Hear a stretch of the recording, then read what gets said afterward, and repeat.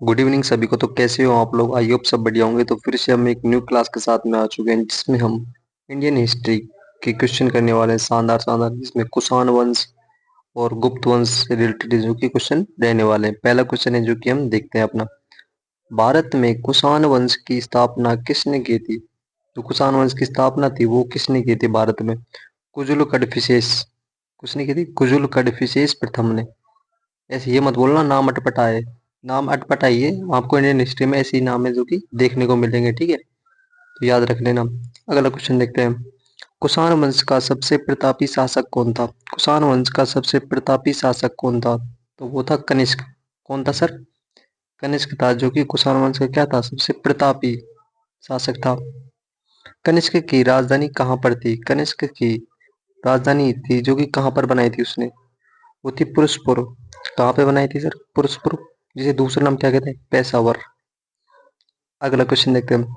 कनिष्क ने कश्मीर विजय के बाद वह कौन सा नगर बसाया? मतलब कश्मीर को विजय कर लिया, ठीक है, तो कश्मीर को बाद में कौन सा नगर बना दिया था उसने?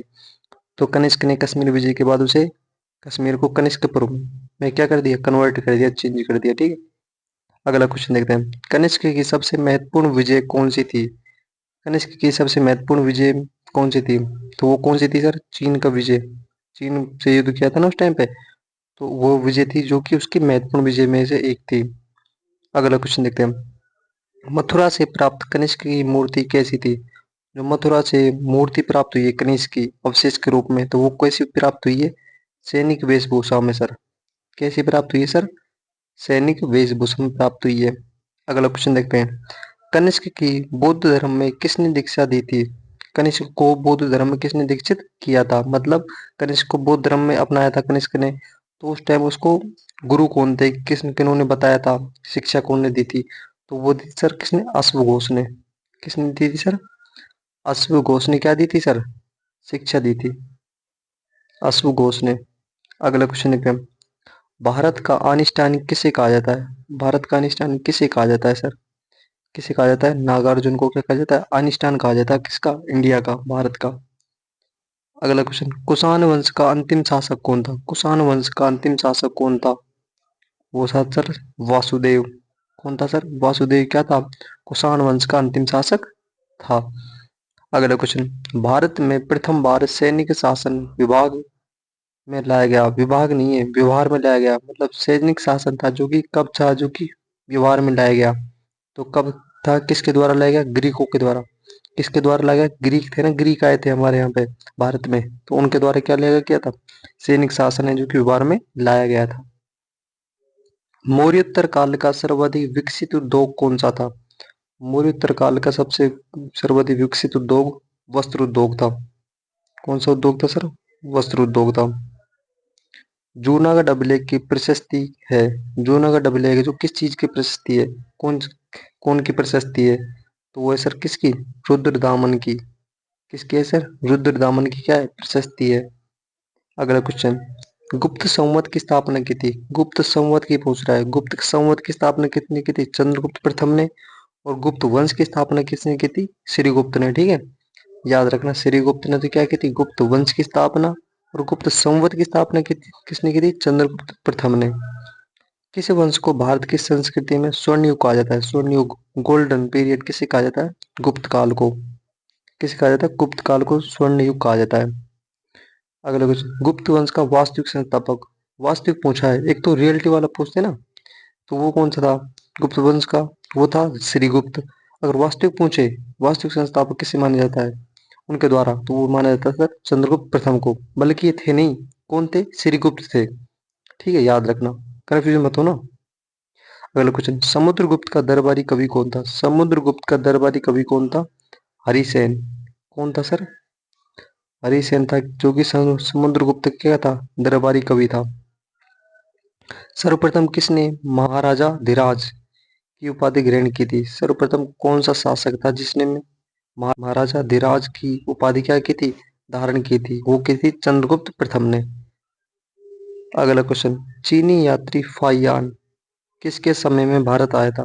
चीनी यात्री फाहियान किसके समय में भारत आया था सर? वो आया था सर चंद्रगुप्त द्वितीय। चंद्रगुप्त द्वितीय के शासनकाल में। मुझे दूसरा नाम क्या था, विक्रमादित्य। चंद्रगुप्त द्वितीय विक्रमादित्य के क्या थे, शासनकाल में चीनी यात्री फाहियान था जो कि भारत आया था। अगला क्वेश्चन, कालिदास किसके दरबारी में रहा करते थे। कालिदास थे जो कि किसके दरबार में रहते थे, वो रहते थे सर चंद्रगुप्त द्वितीय के दरबार में। कालिदास चंद्रगुप्त द्वितीय के क्या रहते थे, दरबार में रहा करते थे। नालंदा विश्वविद्यालय की स्थापना किसने की थी।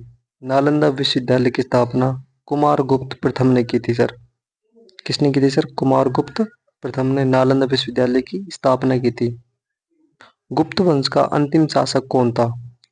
गुप्त वंश का अंतिम शासक कौन था सर, विष्णु शर्मा।